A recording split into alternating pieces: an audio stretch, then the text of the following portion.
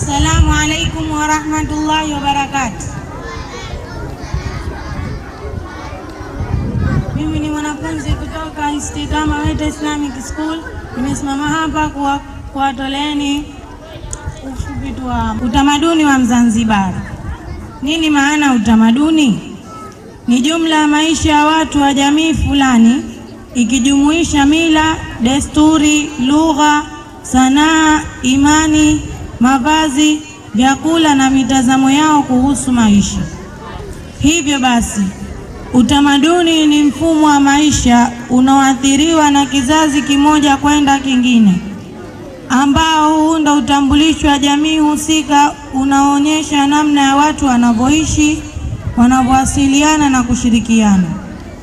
Kwa hiyo utamaduni hujumuisha mambo kama vile lugha inayotumika, chakula na namna ya upishi, mavazi ya kienyeji, mfano kanga wa Zanzibari, rubega wa Masai, sanaa na muziki, mila na desturi.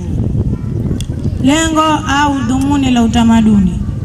Katika utamaduni kuna malengo kutupa faida ndani ya jamii. Miongoni mwa hayo ni kama kujenga utambulisho, kuhifadhi historia, kujenga umoja, kukuza sanaa, kujifunza kutoka kwenye mila. Hakuna kitu kinacholeta faida na kikakosekana hasara ndani yake.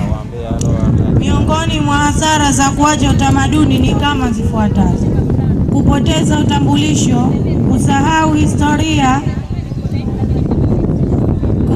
ukatili wa kijamii.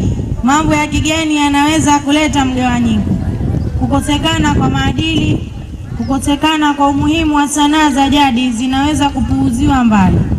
Hivyo, ndugu mgeni pamoja na wazazi, tunatakiwa kuuthamini utamaduni pamoja na kuuenzi ili upate uwe hai. Asanteni.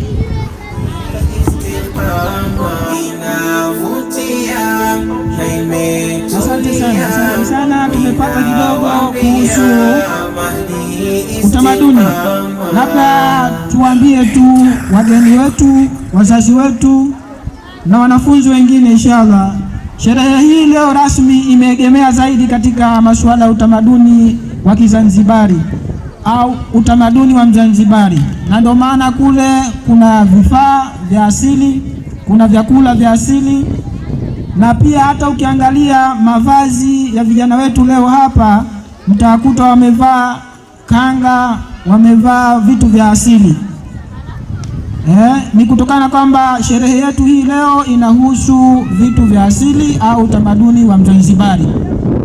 Kwa hiyo kila kitu hapa leo chatakiwa kwenda kwenye kitamaduni ya Kizanzibari, kuanzia mavazi, maongezi, vifaa, kila kitu ielekee kwenye upande huo. Tunaendelea. Kitendo kinachofuata sasa ni utenzi. Lakini baada ya utenzi kutafuata nashidi. Wale watu wa nashidi wajipange. Tafadhali. Utenzi ni wakati wake sasa. Tafadhali. Karibu.